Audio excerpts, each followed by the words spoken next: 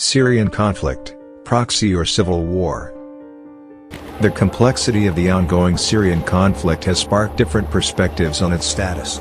Despite having its roots in national disputes, there are numerous foreign actors involved in the conflict, such as the United States and Russia. So, does the military support from these states amount to direct participation in a civil war, or has the conflict escalated into a proxy war?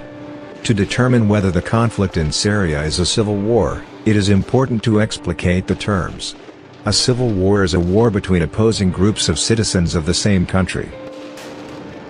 On the other hand, a proxy war is considered an armed conflict between two states or non-state actors which act on the instigation or on behalf of other parties that are not directly involved in the hostilities, in which there must be a direct, long-term relationship between the nations involved. Severe drought plagued Syria from 2007 to 2010, causing as many as 1.5 million people to migrate from the countryside into cities, exacerbating poverty and social unrest. With President Bashar al-Assad unable to exercise the country's sovereignty, a series of major popular protests started to take place in the early 2011s. In addition, the existence of severe economic sanctions along with government inefficiency led to a wave of discontent among the Syrian people. But why did the United States boycott Syria? The answer lies in one phrase: the axis of resistance. Occupation of Palestine by the British government, and the formation of Israel, led to growing Arab-Jewish tensions. After the defeat of the Arabs in expelling Israel from the region in the Arabs-Israel Wars, looks like all Middle East countries except Iran and Syria have come to terms with the presence of Israel in the region. After the Iranian Revolution in 1978, Iran entered an alliance with Syria against Israel. For the past 40 years, Iranian leaders have consistently emphasized the support of the Palestinian people and the need for Islamic countries to unite against Israel. The term axis of resistance refers to a political alliance between Iran, the Syrian Assad government, and the Lebanese militant group Hezbollah. In recent decades, Iran's military progress has made Israel and its allies, especially the United States, feel threatened. The alliance of Iran with Syria, the northeastern neighbor of Israel, could mean that Syria would become a permanent base for Iran against Israel. Hence, the United States and Israel are seeking to change the situation in Syria in their favor.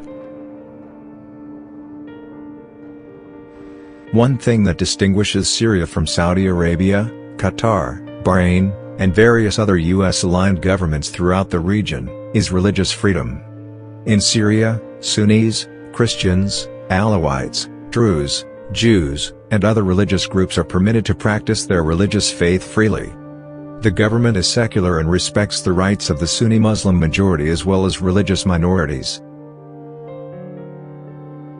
From media coverage to academic debate on the Middle East, the dominant narrative since the attack on the Twin Towers has been about the D word, democracy. The Arab world was traditionally portrayed in Western eyes as an exception in terms of modernization and democratization. Meanwhile, Iraq was torn to pieces in the name of democracy. Since 2011, the Arab Spring has introduced a powerful counter-narrative, a homegrown narrative of political change and justice.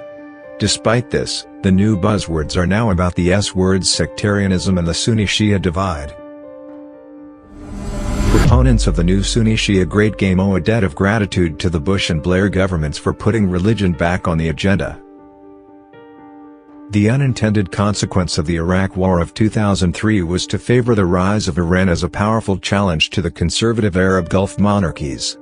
Sectarian strife in Iraq, however, was a result rather than a cause of war. It is heartbreaking today to see how Syria is drawn into similar patterns. The Syrian revolution was not about Sunnis fighting Alawites to establish a Sunni fiefdom in Syria. After starting as peaceful and inclusive popular movements striving for social and economic justice, the conditions were created for the United States to divide Syria by fomenting religious differences and sectarianism in Syria, as it did in Iraq. With the support of the United States and Arab allies on the Persian Gulf, such as Saudi Arabia and the United Arab Emirates, and the equipping of the Syrian government's extremist opposition, the peaceful protests ended in fierce military conflicts. A large number of the insurgents are not Syrian. Impoverished people from throughout the Middle East have been recruited to fight against the Syrian government. The US-aligned governments of Turkey and Saudi Arabia are openly supporting the Nusra Front. The Israeli government has made a point of aiding the Wahhabi extremists by providing them medical care in the occupied Golan Heights.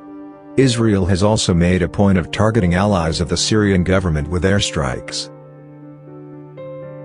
Iran's support for Syria enabled the Syrian government to survive. But even with Iranian support, the Syrian government was incapable of fighting on several fronts. Russia, meanwhile, sees Syria as an opportunity to regain its position as a global superpower. On September 30, 2015, the Russian Federation formally entered the Syrian civil war as President Bashar al-Assad's rule was increasingly under threat. The Russian intervention stopped the advance of the opposition, which was backed by the West, Turkey, and the Gulf. Russia's superior military power managed to shift the dynamics on the ground in Syria relatively quickly. Although the declared goal of its operation was to fight terrorist groups, the Russian army, along with its Syrian allies, first targeted groups of the moderate opposition backed by the West, who at that time were already suffering from internal divisions and having to fight on two fronts, against Damascus and ISIS. The Syrian war has another important actor: Turkey.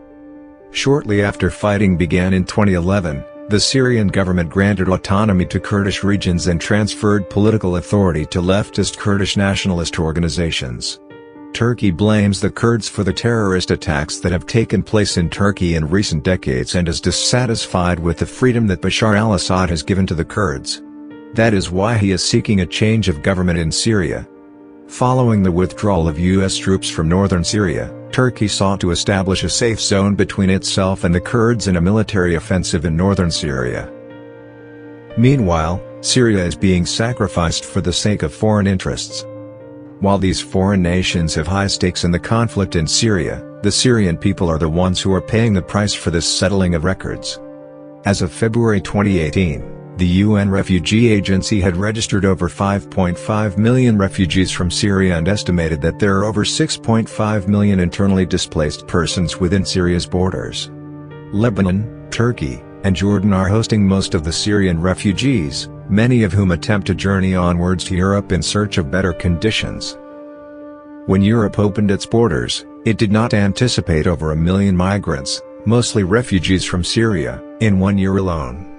Thousands have died trying to cross by the sea in search of peaceful land, posing a moral challenge for the continent, and giving rise to both empathy and xenophobia.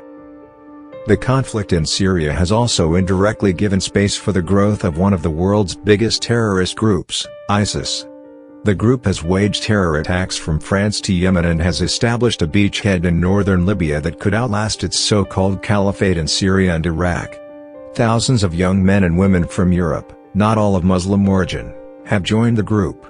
Whether it is by hosting refugees or being victims of terrorist actions, it is safe to say that most of Syria's neighbors have felt the consequences of this unnecessarily stretched-out conflict. It can be argued that the direct and political participation of the above-mentioned states in this conflict is subjective. However, the impact this war has had on countless other nations, consequently causing these to take a stance in the conflict, illustrates how the situation can no longer be called a civil war. What do you think about the Syria war? A civil or proxy war?